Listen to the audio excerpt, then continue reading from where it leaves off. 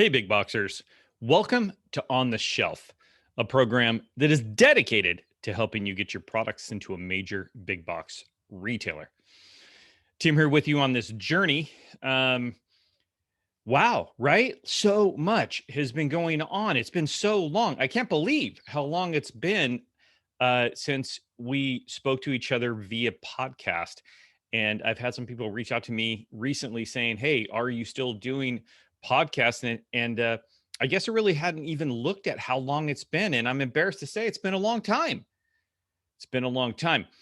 We've been just jam packed with a couple of things. So, a quick catch up to what's going on at TLB Consulting, what's going on the shelf. Our VIP group is just off the charts. It really is just off the charts. The information that we're talking about that's so relevant to what's going on right now, real deals, real retail deals that are happening right now are what I share with the VIP group. Of course, I always take out the actual product and portions of the names to protect the innocent. But as far as the verbiage that buyers use, the emails that they send, the things that they ask for, problems that come up, issues that arise. Just a week ago, we had what to somebody just entering in to this type of, selling your products into retail, an email that would seem to that type of person devastating, end of life. Oh my gosh, everything's over. And I was able to with the group break that email down and show them how, yeah, it's not the greatest email, but it's not by any means end of life. Things aren't, going off the rails because we were prepared, and they already knew that because we've been talking about getting prepared for a really long time. If you're not part of the VIP group, go to the website TLB Consulting, scroll down on the first page to VIP group and click on that. It would be well worth it. If you're interested in just checking it out, seeing what it's all about, all you have to do is email me. I'll send you the link. You can come join us. We meet every single week. You can come join us for one of our sessions just to see the type of stuff we talk about, how it is before you actually jump in. Absolutely be happy to have you come in and join. Along with that, right now, we're literally onboarding clients onto Walmart, QVC, Best Buy, Home Depot, Do It Best, Costco, uh, Kroger. I mean, we have a lot, Mid-States Distributing, DAS Distributing. We have so much going on right now. The big thought out there is that, oh, the pandemic and COVID and oh my gosh, things are, are falling. No, retail is booming, is booming. And this is the best time to push yourself forward, get yourself to that next step. So don't think, hey, I'm still going to wait. I'm still going to wait and see how things shake out. Things are shaking out right now. And listen, you do not want to be buried underneath as things shake out. You want to be on top of it and make sure that you're actually getting in front of buyers, showing them your product, talking about how it's relevant right now and how you can bring them increased sales, right? Yeah, and so first and foremost, let me apologize, that it's been so long. But there's two things that exist in my podcast world. One is I have to have something relevant to say. Otherwise, I'm not just going to fill up this time that you come and you spend with me with just irrelevant content just to do that so that I remain consistent. So that was a promise I made to myself. Make sure that the content is relevant, that I have something to say. Two, my clients always come first. So the things that I'm doing in TLB Consulting always come first. And so things have been really busy there. And I've added that third element, the VIP group, which we focus on a lot. It's a really great group of people, and I really feel like in that group specifically, we're making a difference because these people are learning something that you can't learn really anywhere else. You can't spend time with anybody that's going to say, listen, I just got this email today. I put it out in the group, show them what the buyer's saying, and then we talk about that. there's been times that during the actual group, I'll receive an email from Costco, from a Costco buyer or another buyer, and we actually put that up on the screen and we talk through it. So this is something you really can't learn. And these people are going to be so much farther ahead when they're really in the nitty gritty of working with buyers, and they're going to be just that much further ahead with regard to how they can approach what they understand, how they, their understanding and knowledge of what the buyer's really asking for. So as you can see, proud of that group. It's been taking up some time. Like I said, we're onboarding a lot with retailers. That's taken up some time. I've been doing some work internationally, at least by Zoom anyway. That's been also taking up some time. I had a great time talking to about 180 Brazilian companies via Zoom last week, and 2 weeks before that, about 240 companies from the UK.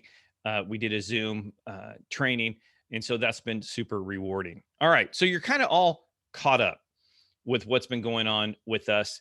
Me, I've worked from home for the last 12 years with TLB Consulting. So, being sequestered at home during COVID, not a big deal for me, not a big change. Nothing I really had to get used to. My daughter, as you know, competitive skater. So during her school years, which, can you believe it, guys? She's out of high school, graduated a year early from high school. But since the grade of 7, she went to an online academy because of the travel that we had to do for skating. So all these people dealing with being home and having kids, going to online school. Yeah, been there, done that. So not a lot of changes for us, and as far as how our lifestyle goes, we did have to make some significant changes because we're caregiver to my wife's mother, and so we have to be extra cautious on our own for the things that we might bring into her environment.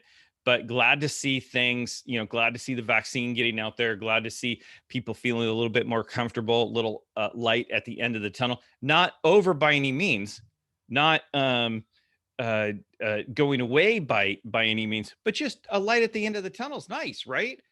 Um, it doesn't hurt. Sorry, guys, turn off my phone here. All these beeping and ringing. So there you go. All right.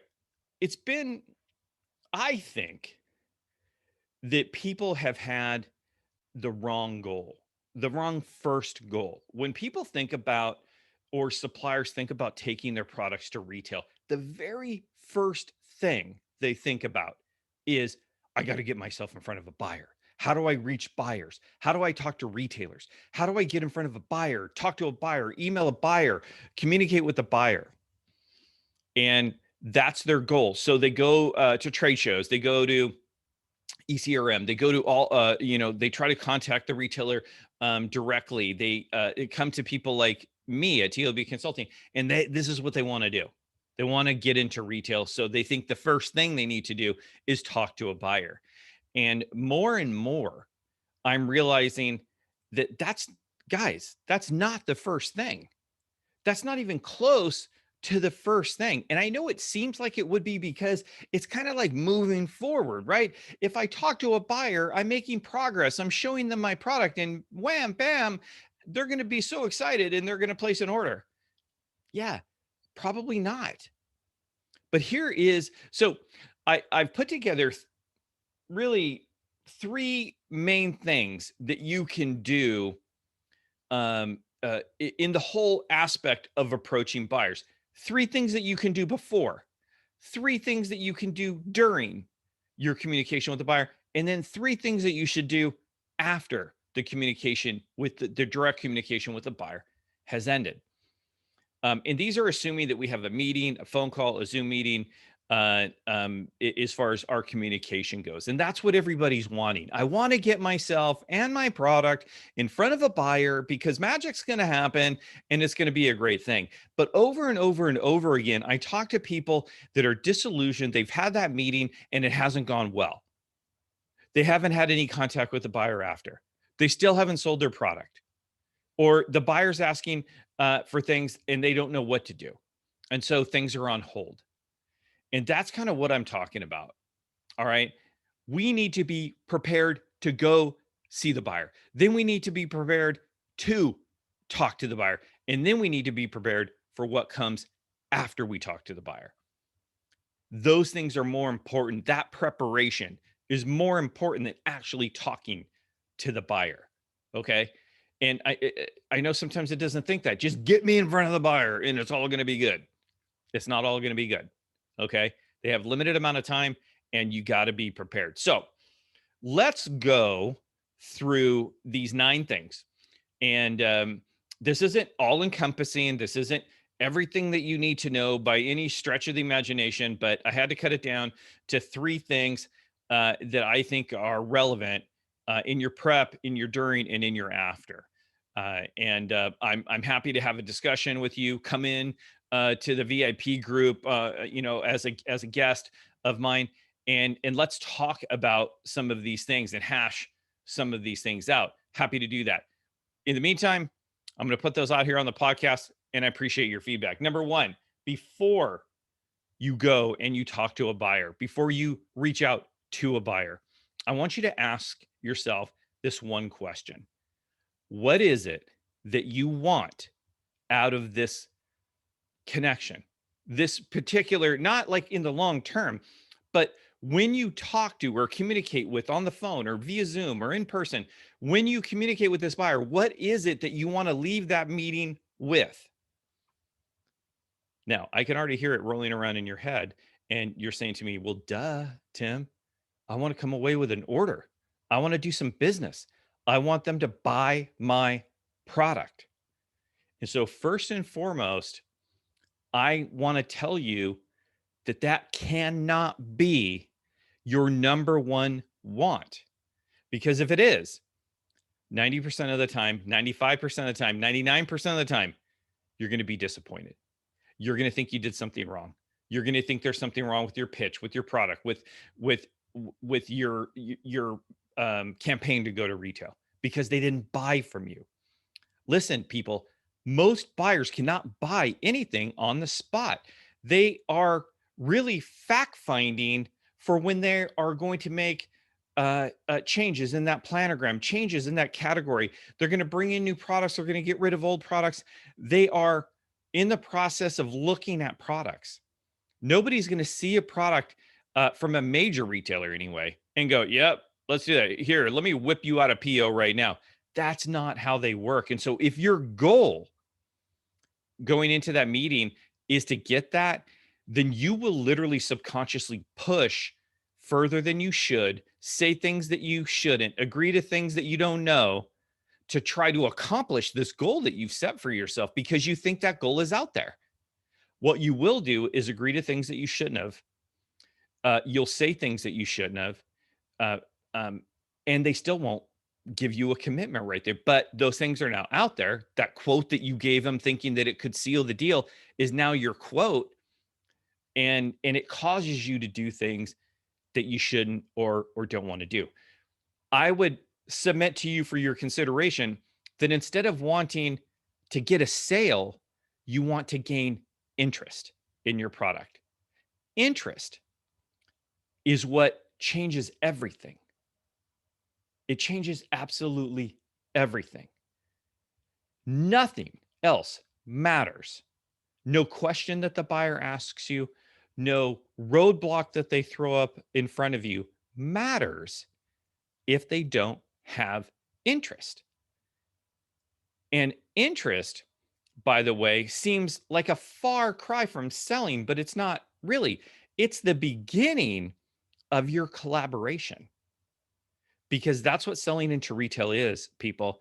It's not close a deal. You're not, selling speakers in the parking lot here.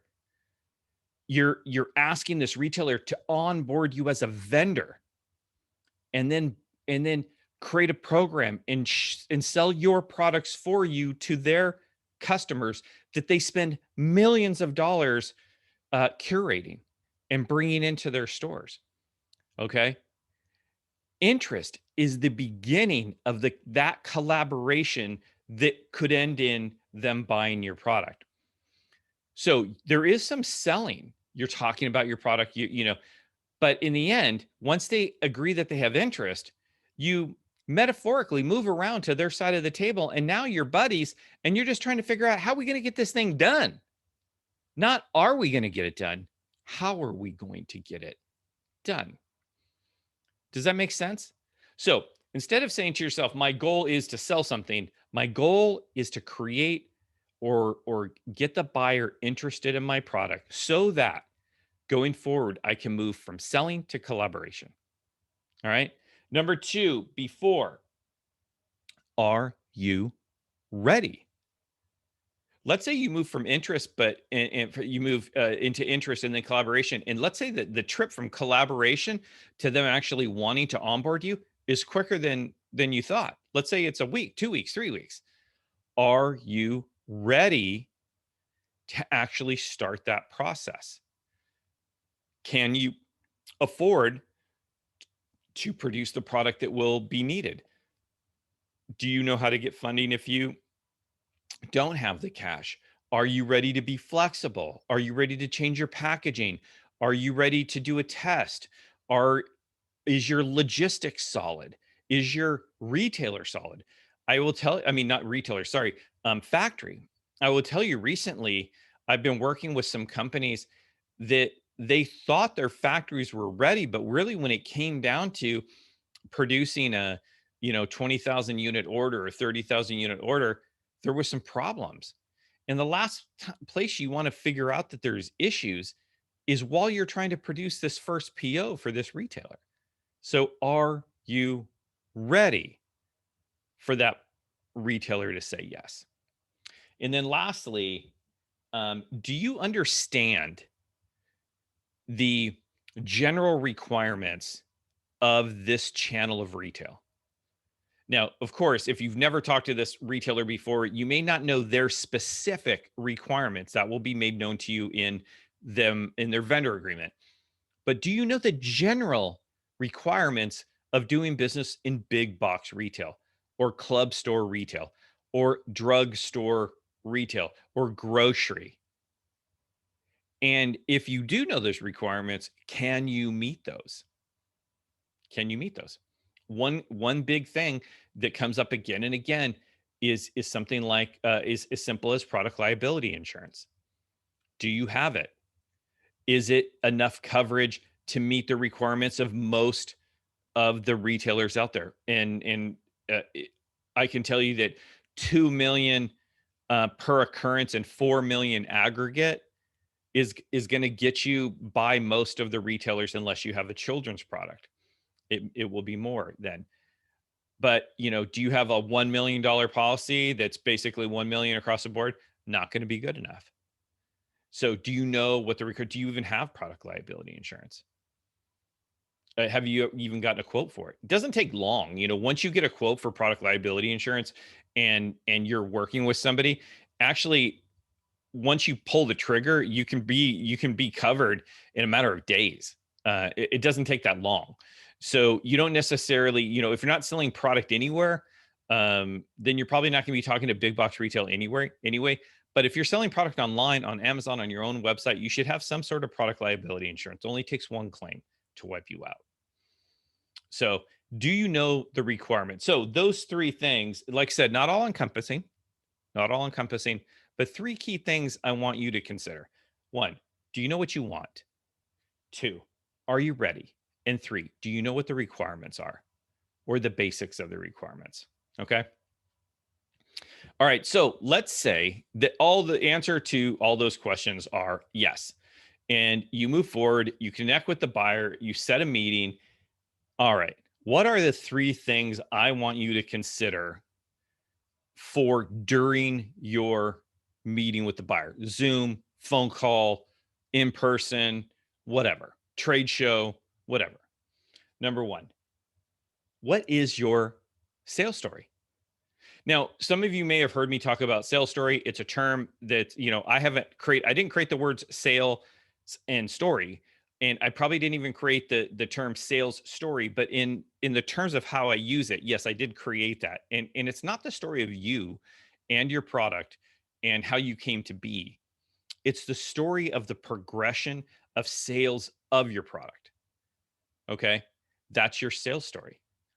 And a sales story is what allows you it to actually be in front of the buyer right then. It's your, gosh, what's the word I'm looking for? It's your road to success. It's your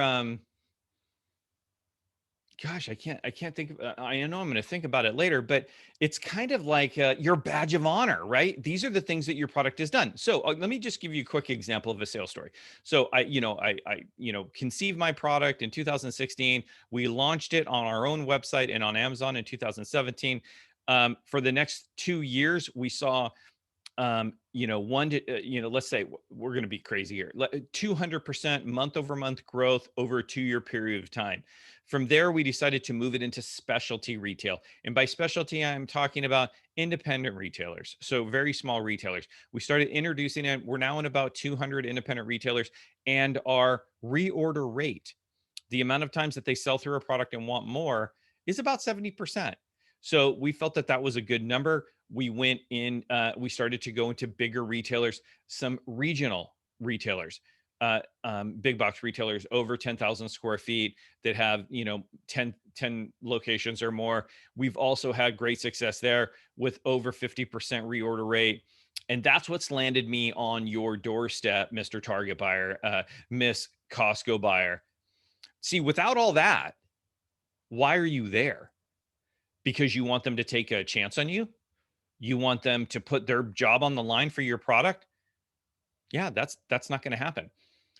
Uh, you know, if you just have your product on Amazon, then let's start getting it into some specialty retailers, some regional retailers.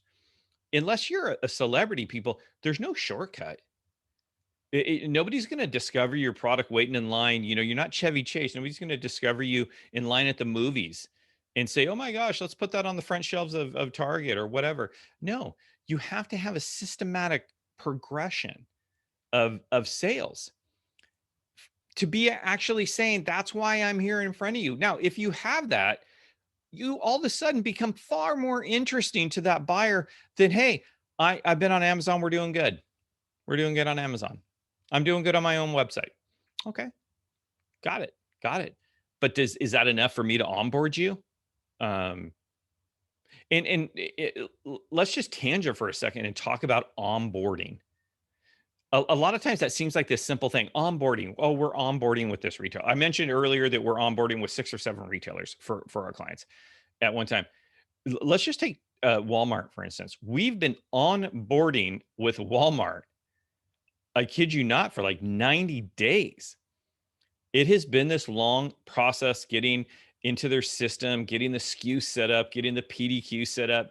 Um, we're now to the stage where we're about to cut POs, and the buyer has said, "We'll talk to this person about cutting the POs." Well, that person just emailed me right before I jumped on to record this podcast and said, "Yeah, this is the first I'm hearing of this." So now I feel like we're going to have to backtrack a little bit. It's been over 90 days. So onboarding onto a big retailer, no easy task. It's no small thing. They're going to invest as much time, effort, money into getting you on board as you are going to be on board. Okay? So they don't just do it lightly. They're not like, "Hey, yeah, let's do this and see how it goes. Let's wing it and see what happens." Yeah, no. They want to see that you've progressively moved up, and your product has progressively um, uh, had success, and that's why you're talking to them. That's that's tangible. Why you're talking to them. All right. So, what's your sales story? Number one, um, what sets your product apart? Now, I know we talked about this a zillion times, right? What are the uniques? What sets your product apart? All I want to talk to you about, and for your consideration in this whole thing, is make sure that you separate features from uniques. Features from what sets your product apart. Features are something your product does or is. Uniques are something that it does differently than anybody else or most of the competitors. Generally, when I ask my client when they're first coming on board, I'll say, "Hey, send me 5 uniques about your product." Generally, what I get is 4 features and 1 unique. If you want to know what's truly unique about your product, go look at your reviews. Your customers know what truly sets your product apart. That's why they buy it. Okay. And then lastly, what are next steps? So in this meeting, you're going to want to talk through your sales story. And this is kind of why we're here, Mr. or Mrs. Buyer or Ms. Buyer. You're going to want to talk about your product, what sets it apart. This is why you should purchase my product. And then lastly, at the end, you're going to want to know what's next. Now, are there more things to talk about during the meeting? Absolutely. But we're not going to cover those all right now.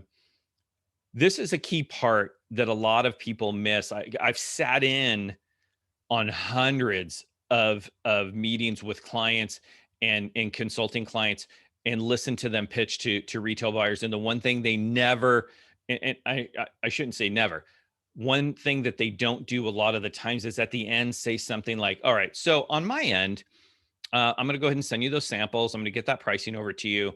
And, but can you tell me what is next on your end? What should I expect next from you guys?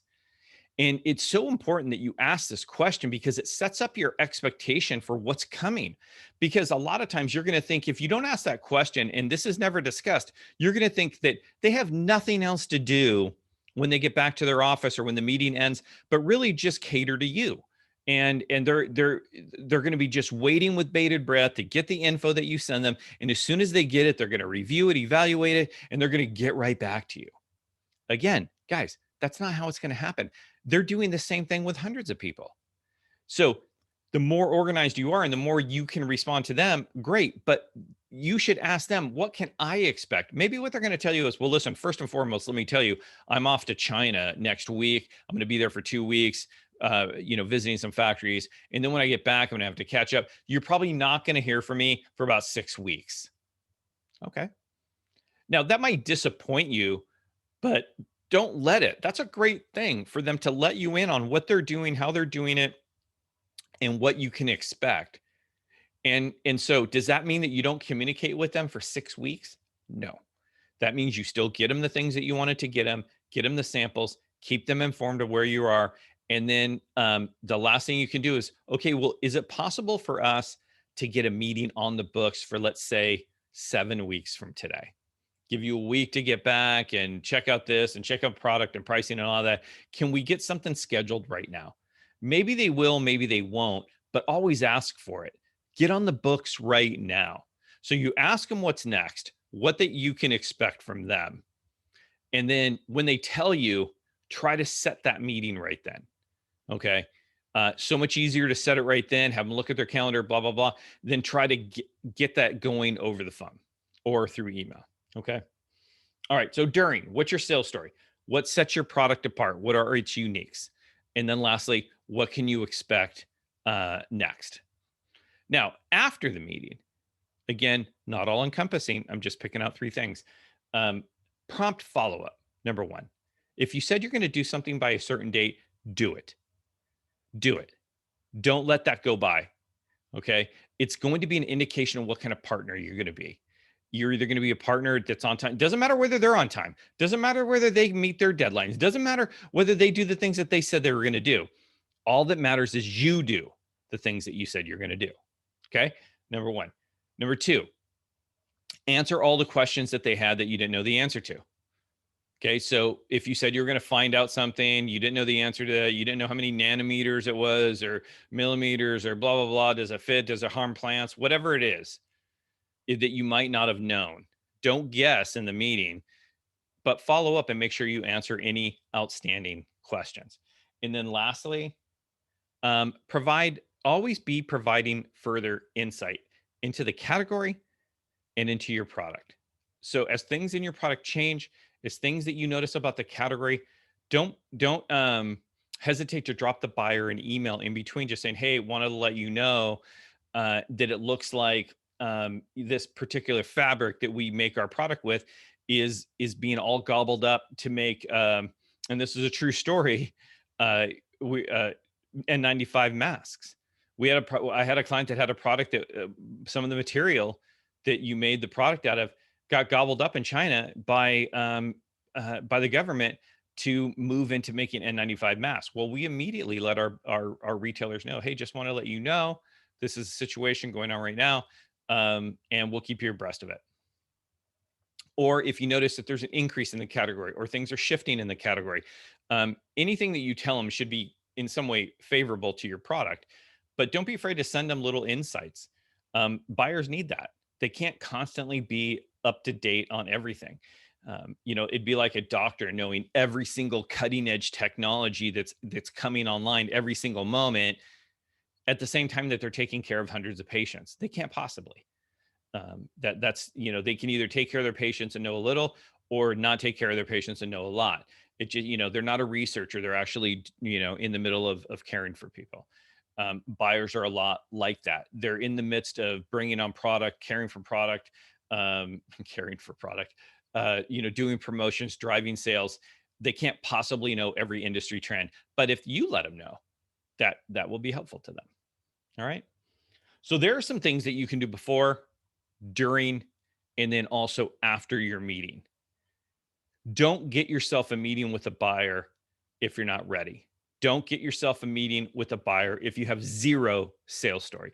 Don't get yourself with a meeting with a buyer if you don't even know the basics of the requirements of the channel of retailer that you're talking to, because you're going to get surprised. You're going to agree to things that you shouldn't. Okay. Um, so there you go. Like I said, I know it's not all inclusive. There's hundreds of things that we could talk about, but I wanted to break it down to 3 things for your consideration right now. Think about those things, ponder on those things. Ponder, right? That's a word nobody's using anymore. Ponder. That means think. And in order for you to think about things, ponder things, I told my daughter just a couple of weeks ago, in order for you to ponder something, you're going to have to set your phone down. Okay. You actually have to set your phone down and really concentrate and think about these things. It's pretty rare these days to see anybody really just setting aside some time to think without emails and pings and all this stuff going off in the background. So take some time to think about that. If you have questions, of course, contact us, and we're happy to help. Good to talk to you again. I hope the information was relevant. Again, like I said, I want to make sure that when I'm coming to you, it's for a reason. It's for a reason. I have something to say. I am, and I'm not going to promise this because I don't want to promise something I can't deliver on. But I, I wanted you guys to be aware of. I am going to do a little bit of a series that's going to become more basic. So there are going to be a couple of podcasts coming up that are dedicated to people that are just starting in the journey, and so it may seem a bit repetitive. But I realized that over the course, I started this podcast in 2015.